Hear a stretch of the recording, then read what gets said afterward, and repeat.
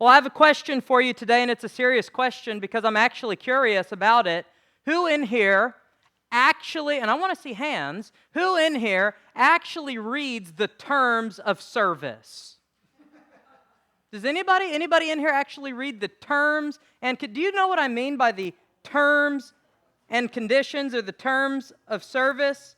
If you have an Apple product, such as an iPhone, does anybody have an iPhone in here? What about a smartphone?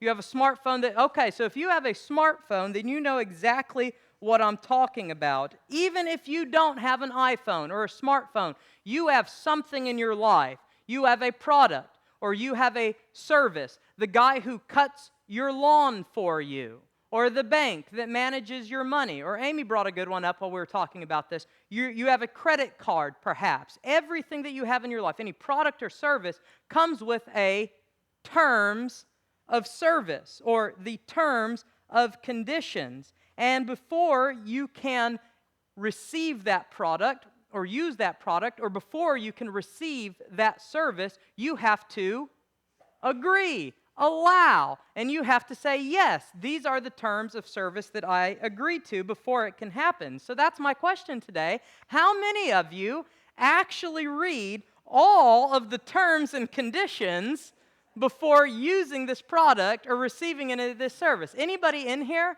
actually read all of those? Where's Noel Griffith? Noel's in the hall. Noel is the only person I know who actually reads all the terms of service. Recently, our church architect that we voted to hire turned in his terms of service to us. I don't know how thick that thing was, like that thick, and I'm just like, look at all that. And Jack and I said, you know who will read this? Noel Griffith will read all of this. And by golly, he did. And that's the only person I know that would actually do that. So if you don't, if you're not the person who reads all the terms of service and all the terms and conditions, that's okay because you're not alone. According to a survey done in 2017, hardly any of us do. The vast majority of consumers do not read the terms of service before actually agreeing to them. So, for example, if you have a smartphone, every single app that you download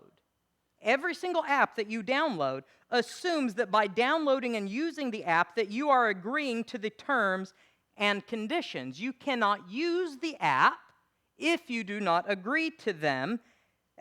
But the study shows, get this, that only 91% of the population, 91% doesn't ever read those terms of service. 91% don't read them. They just click agree or allow and they move on. It's kind of scary, isn't it? That's a little scary, isn't it? It's scary because they could put anything in those terms and conditions. And 91% of us would just click, all right, whatever, sure, that's all right with me. Oh, you own my firstborn child? All right, whatever, click. And I allow it. I don't know what's in there. It could be really scary. In fact, we have a video this morning that demonstrates just how scary it can be. Jeff? Do I think that data privacy is a serious issue? It's not like on the front of my mind. I think we are pretty secure. I don't feel too threatened. So I'm just like, allow.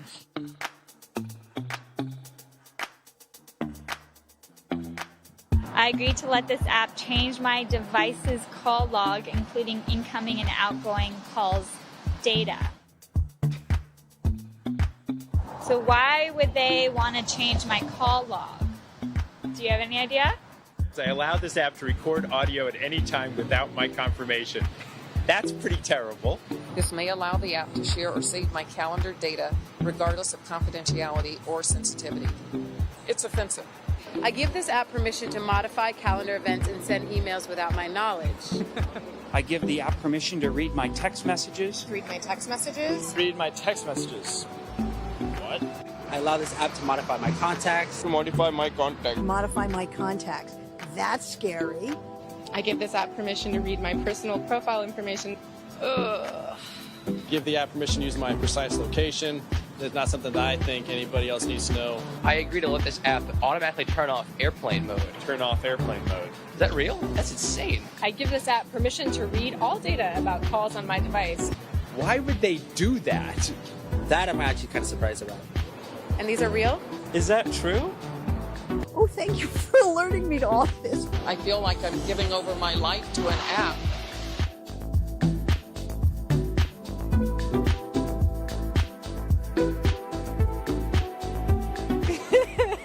I should probably start to read these things.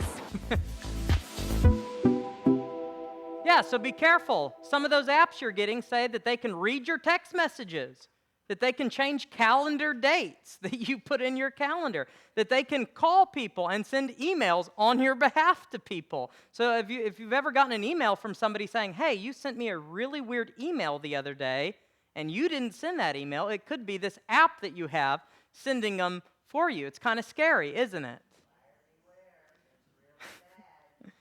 So while I was reading Acts 15 this week, I found myself wondering, what are the terms and conditions for being accepted into God's church?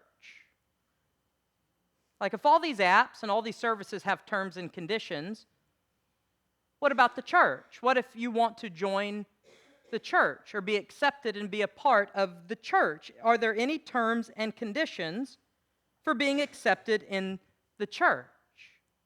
Because you see, that's the big debate going on in Acts chapter 15 at the Jerusalem Council. So through the ministry of Peter, Barnabas, and Paul, the mission to the Gentiles is rapidly increasing. The mission to the Gentiles is blowing up. And in all that rapid growth, Luke tells us that there are certain Jewish Christians. He says this at the beginning of Acts chapter 15. There are certain Jewish Christians who were once a part of the Pharisees that are telling these new Gentile Christians that if they want to be saved, and if they want to be a part of the church, and they want to be accepted in the church, that they had to be circumcised first, and they had to follow all of the law of Moses. That's what these Pharisee Christians are telling the new converts. You had to be circumcised if you were going to be a part of the church, and you have to follow now all of the law of Moses. And in Luke's modest way, at the beginning, he says that it causes sharp dispute and debate. It causes sharp fighting and dispute in the church, particularly with Paul and Barnabas, who are ministering to these Gentile Christians. For Paul and Barnabas, they're putting on the gloves, and they're stepping into the ring, and it's coming to blows because they're not in favor of that at all. And so the church gathers in Jerusalem, where Peter delivers a decisive statement about salvation. So this is what Peter says in verse 11.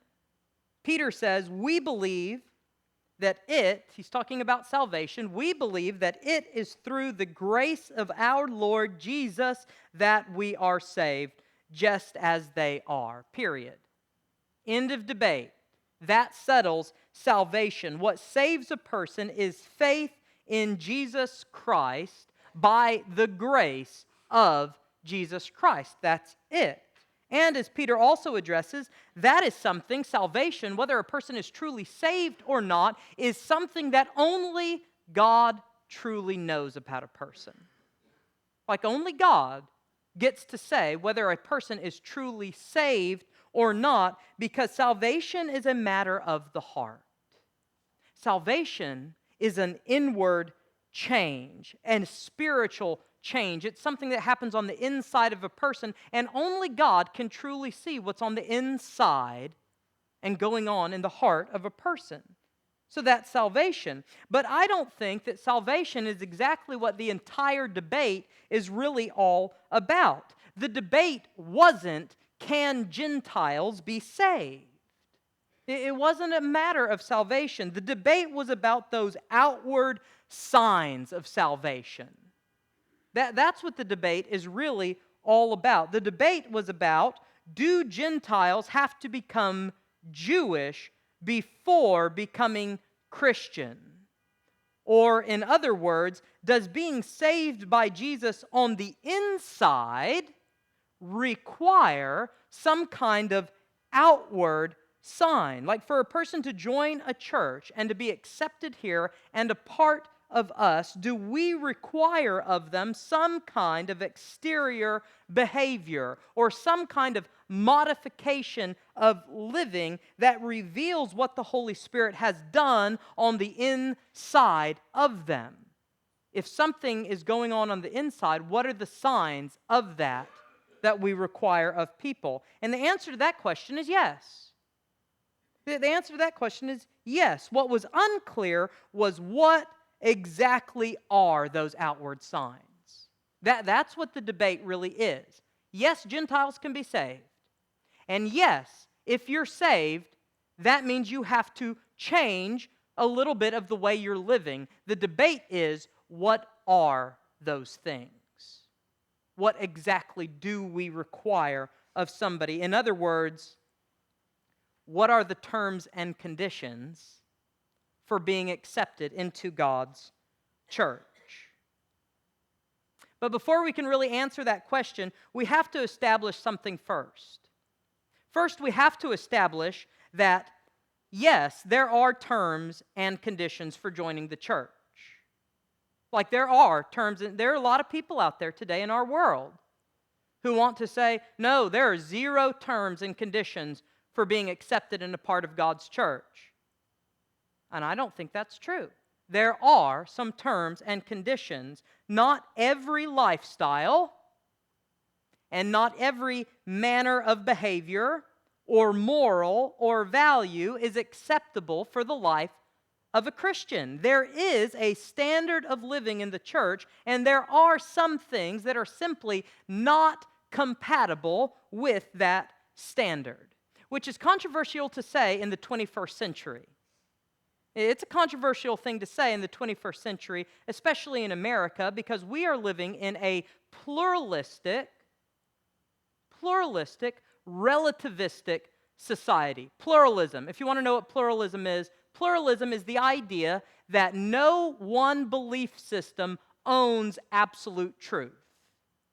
So no one belief system, no religion, nothing owns absolute truth. And relativism is the belief that everything is equal, or everything has the same outcome.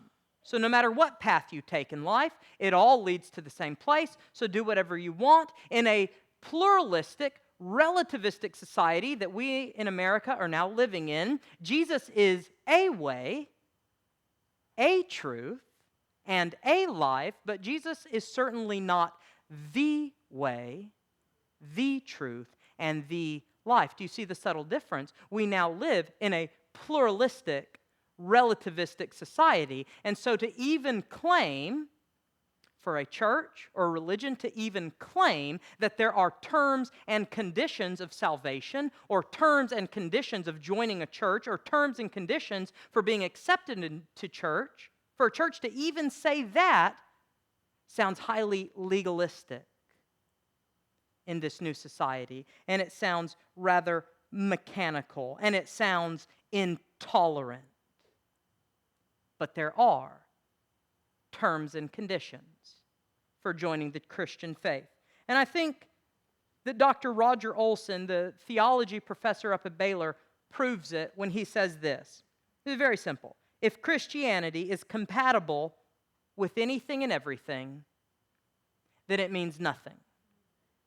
Right? Like that's a pretty simple, basic claim. If Christianity is compatible with anything and everything, you believe in, you're Wiccan, you're a witch, and you believe in the powers of the earth, and that trees have magic, and you can harness that power? Yeah, sure, yeah, come on in. That doesn't fit in with Christianity, you see? And well, I believe that in karma, and I believe that nobody really dies, but you're just, reincarnation, that nobody really dies, and you're just reborn over and over. That doesn't fit in with the message of Christianity. If Christianity is compatible with anything and everything, then it means nothing. There are some terms and conditions for being a Christian and a part of the church. But And I could linger over that for a long time, but I'm not going to, because I don't feel like that is our problem in our church today. That's not really the problem in this room, I assume. We in conservative Southeast Texas Christianity, we kind of know that already, don't we? We're already on the page. We don't have to say any more about it. We already know that there are terms and conditions. The problem from us isn't, do terms and conditions exist? We already know that they do. The problem for us is, what are they? What are they? What are we actually asking of people before they join our church? And furthermore, are we guilty of being just like those Pharisee Christians? Are we placing unnecessary terms and conditions on a person before we accept them into the church? I think that's the real danger for us in our context in our world today. It's not really, do terms and conditions exist? For us, in our neck of the woods, the question is, are we placing unnecessary, are we hindering somebody from coming to know Jesus rather than helping them come to know Jesus? That's the question we're exploring. And that's a question that has a much harder answer, right? That's a lot harder to answer, because you could ask several different people and get several different answers. And I did just that this past week.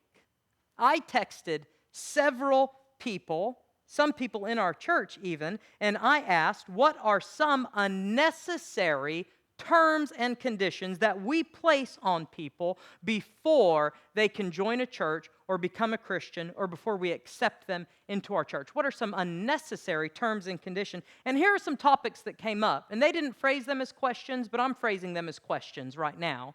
Here are some different topics that came up, some questions that derived from that. Should a person stop using alcohol or bad language before we accept them into our church?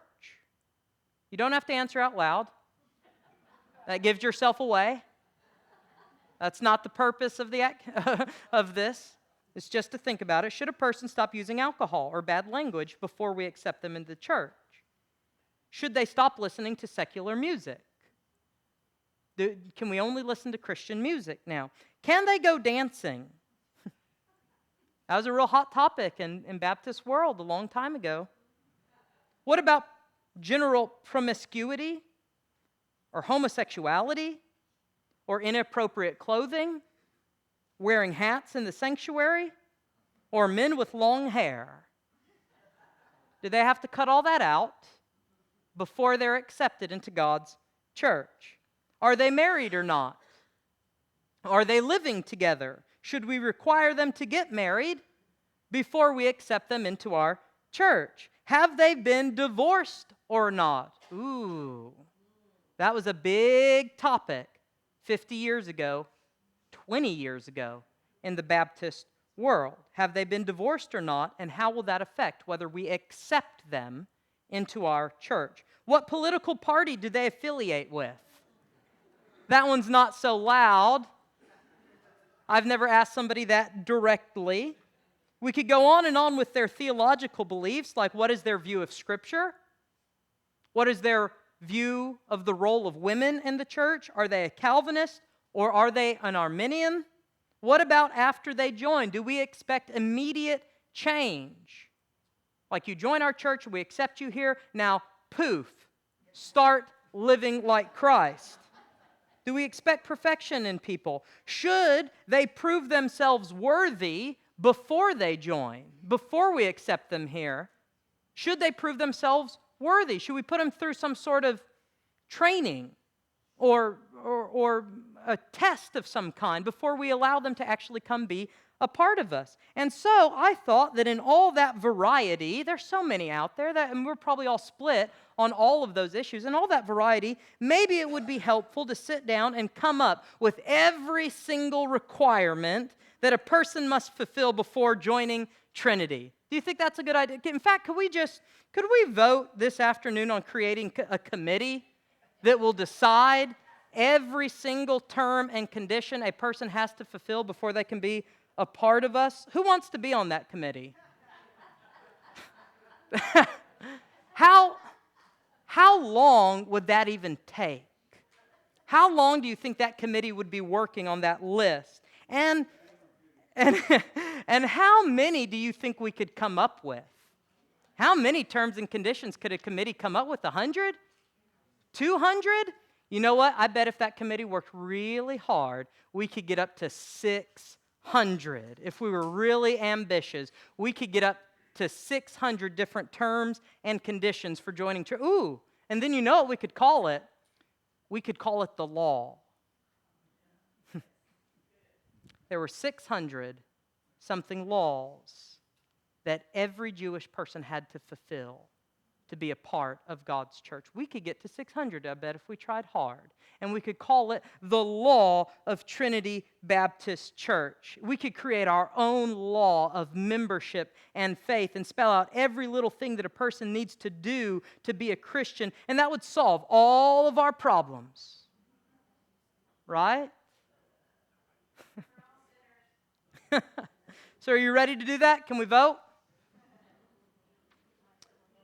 You know, but if we let a committee do that, thinking hypothetically again, hypothetically, if we actually let a committee come up with 600-something laws that you had to fulfill in order to be accepted here, I wonder this.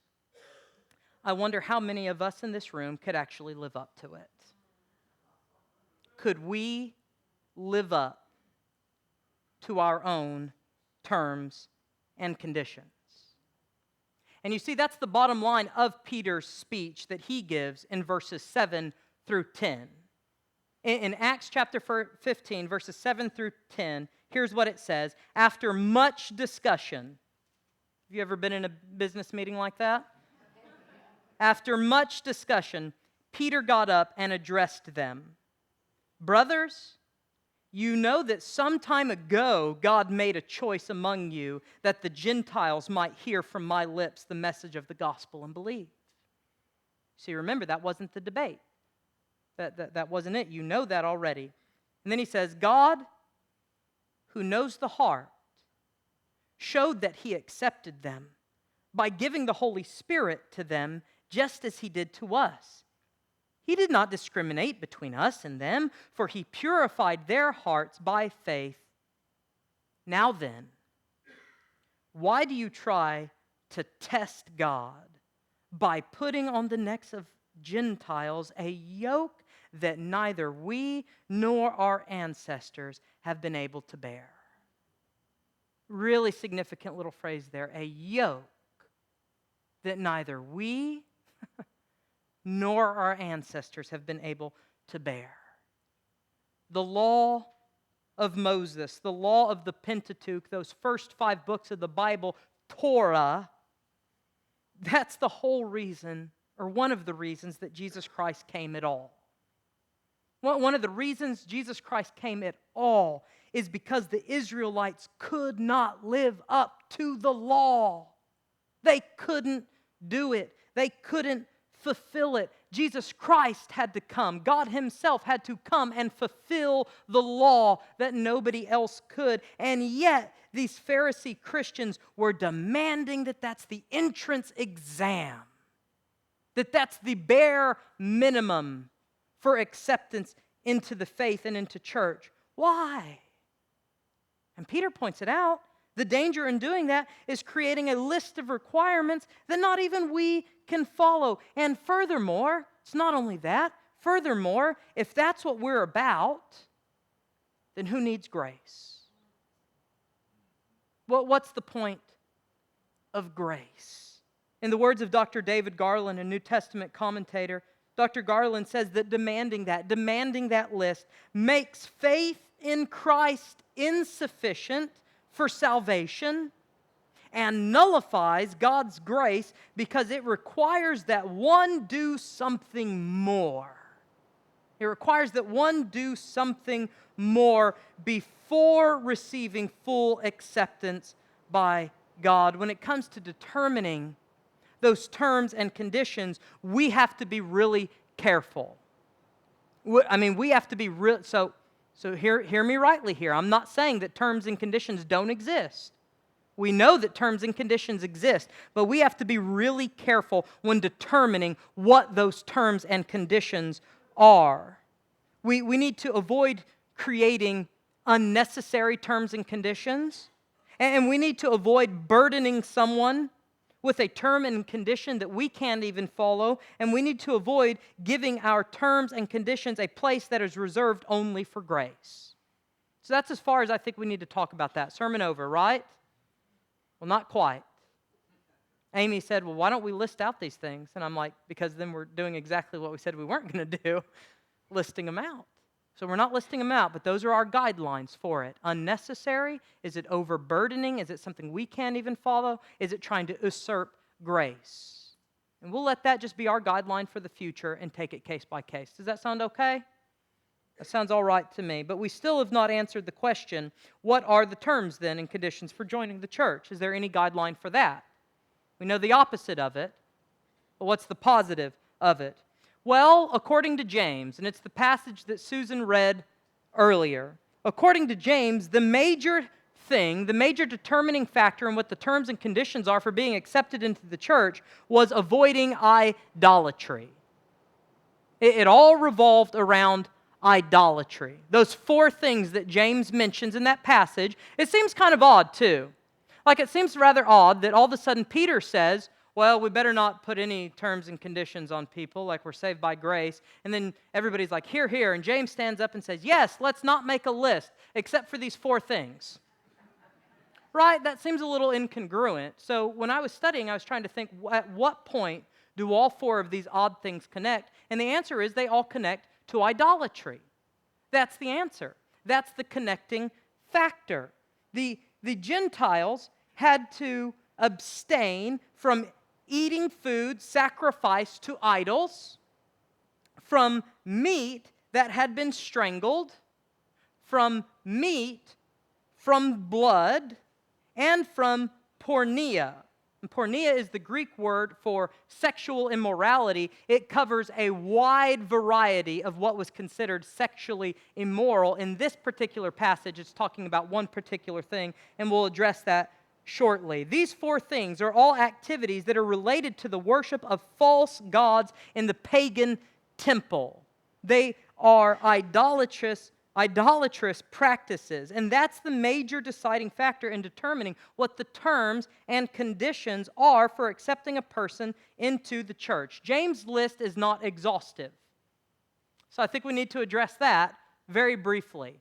James's list is not an exhaustive list of everything that a person does and should be. For example, we are a Baptist church, and so we accept baptism by immersion, right? That's one of the core tenets of our particular denomination, but James doesn't say anything about that. So this isn't an exhaustive list of all the terms and conditions. This is the starting point.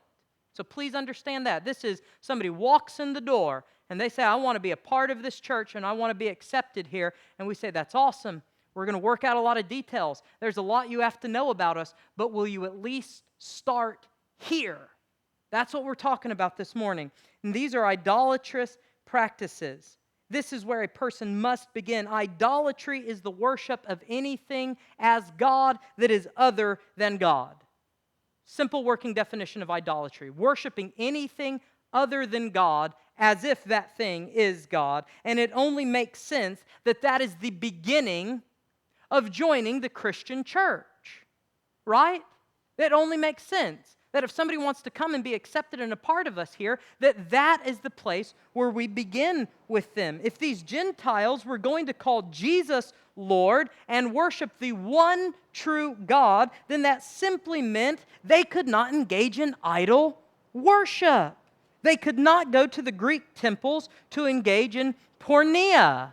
Porneia, in this particular context, means sex with a temple prostitute. And they could not go to the temple and eat dinner where food had been sacrificed in the honor of one of these false gods. And they could not go eat food or meat from an animal that had been strangled. This is a bizarre one. It took me some reading to figure out what was going on here. Essentially, in these temples where they were worshiping these false gods, they would strangle an animal near a statue of an idol, and it was supposed to represent the life slowly flowing out of that animal and into an idol. Isn't that kind of disgusting and odd? And so he said, don't do that. Don't eat meat from animals that they tortured and strangled in this weird ritual. And then he says, and don't eat meat from an animal that from the blood. Well, some of these animals where their blood was used in the same kind of way as the symbol of their life flowing into these idols, and the priests would even drink the blood of one of these animals and pass it around. It's a disgusting ritual in honor of a false god, and they were idolatrous. That's the point of all four of these things. They were related to idolatrous worship practices. So those were the terms and conditions they had to agree to if they wanted to join the church. You cannot participate in idol worship any longer. Not to say that you can't struggle with it. We know from reading 1 Corinthians. In 1 Corinthians 9, we know that the Corinthians are going to struggle with this. Because the Corinthians are going to say, listen, if we can't eat meat that was used in the temples, then we're not going to eat meat in our town. So what do we do about that, Paul? And Paul has to, it's not saying you can't struggle with it. It's just saying that that's where it begins. Idolatry is incompatible with Christianity, and it remains the same today. I think this is the starting point for acceptance into the church. You cannot worship Jesus and simultaneously engage in worship of something else. Right? That's the starting point for everybody who wants to come here. The problem with that is that idolatry is a lot harder to recognize in the 21st century. That's the problem with this criteria. There are no Zeus temples in Orange County where you can go and strangle an animal and drink the blood and then sleep with a temple prostitute in honor of some Greek god. Those just don't exist here. You can't run down the street. You can't even run over to Vider to get to one of these places.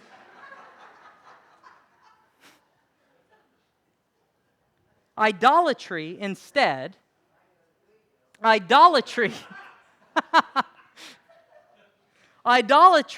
comes couched in our everyday lives.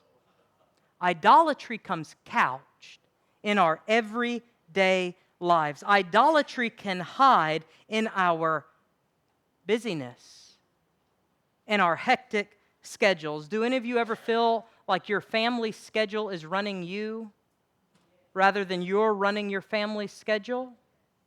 I'm not saying that that's an idol to you, but you just may want to step back and re-examine that. Has something in this become an idol to me? Idolatry can hide in our politics. Have you ever found yourself behaving less than Christ-like when engaging in political conversation? Then maybe you just might want to think about it. I'm not saying it's true for you, but maybe you just might want to think about it. Maybe your political identity has become an idol to you. Idolatry can hide in our spending habits, in our materialistic lifestyles. Do you ever feel like your possessions own you more than you own your possessions? If you feel that way, then I'm not saying that you're committing idolatry. What I'm saying is that you just might want to think about it, that maybe materialism is taking a place in your life that has been reserved only for God. You just might want to think about that. And because idolatry hides so easily in our modern world, it also means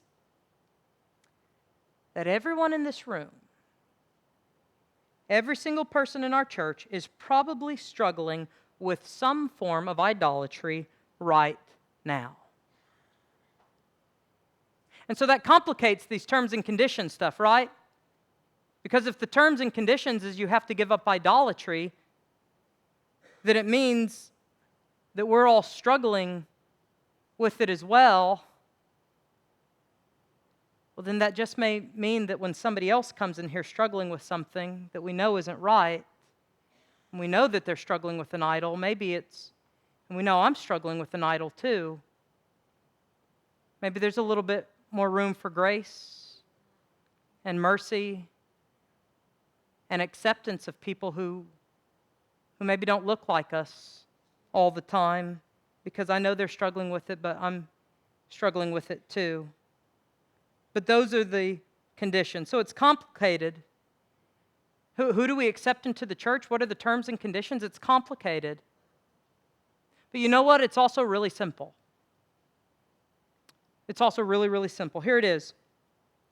We should accept anyone into our church that is willing to admit it and begin the journey of Christ-likeness. Like, that's the bottom line for me. They don't have to agree with everything we believe right away. Their lives don't have to be perfect. They can still be struggling with things that we know are sinful and idolatrous and not good for their lives. They can be dealing with some of that because all of us are dealing with it too. Here's the term and condition. We should accept anyone into our church that is willing to admit it. Like, that's the bare minimum. They're willing to admit that they're struggling with some idols in their life, and they should be willing to begin that journey of Christ-likeness. That's it. That's all we should require of anybody. The terms and conditions are that complicated and that simple.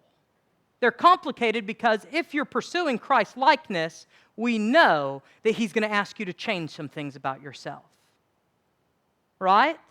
We know that once we begin that journey of Christ-likeness, that Christ isn't ever going to leave us the way He found us. But that's up to Jesus to do in our lives, and not us to tell other people to do on the outset of joining our community. All they have to be willing to do is admit it. All they have to do is be willing to start that journey of Christ-likeness. I fully acknowledge that I am a sinner and that I am in need of God's grace. I fully acknowledge that I have bowed down to other idols, but with the help and instruction of this church, I will strive to live like Christ. That's all that we're requiring of anybody to accept them into our church. It doesn't mean that's where they get to stay, but that's the beginning. Those are the terms and conditions of acceptance in God's church. Can I share a rather hard story with you? This actually happened in a church that I'm familiar with and to a pastor who I'm very close to. One day, a man who was changing genders into a woman. He was married, in fact, to a woman, but all of a sudden he decided at one point in his life, I think I'm a woman, and so he began the process of changing genders, came to the church. And they loved the pastor.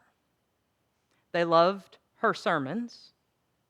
They loved the worship. They loved everything about the church. They were feeling something in them that said, this is a good place to be. And so they met with the pastor and said, we want to join this church and be a part of the fellowship here. I want to be baptized into the fellowship of this church. And you know, the pastor wanted it too. I talked with her about it a lot. The pastor really, really wanted this family to come and be a part of the church, but she knew that it was going to be an uphill battle, not only for the church, and not only for this particular individual, it was going to be an uphill battle for her personally, because she had never done this before, and she didn't quite know how to handle it.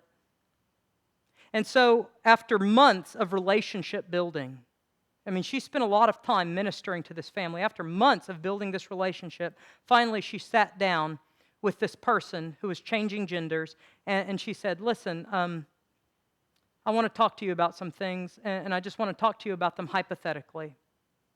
Hypothetically, if I could prove to you, based on Scripture, just hypothetically, if I could prove to you that the path you're on is not going to lead you to Christ-likeness. If, hypothetically, I could prove it to you that this thing that you're doing with your life is actually going to lead you further from Christ, if I could prove it to you, in fact, that, maybe Maybe even your sexuality and your idea of gender has become an idol in your life, and you've replaced your own ideas of your identity as the thing you're worshiping and not Christ. If I could prove it to you that that's true of your life, would you stop what you're doing? Hypothetically, would you stop what you're doing? Stop heading down this path? Would you turn around? And would you come to Jesus and be baptized into the faith? And the person said no. No.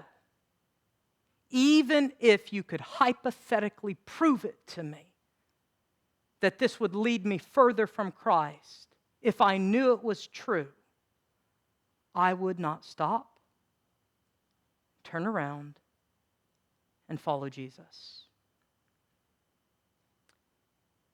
And the pastor said, we wouldn't accept anybody into the church who said that. It's not your particular sin, but we wouldn't accept anybody into the church who's not at least willing to admit it and to begin the journey of Christ-likeness. And I wonder what would have happened in that person's life if she had said yes. I wonder what would have happened in that pastor's life if this person would have said, what would have happened in that church's life if that person had said, yes, I admit it, and I want to follow Jesus. You know, don't skip over those terms and conditions. They might just be the way to life. Would you pray with me?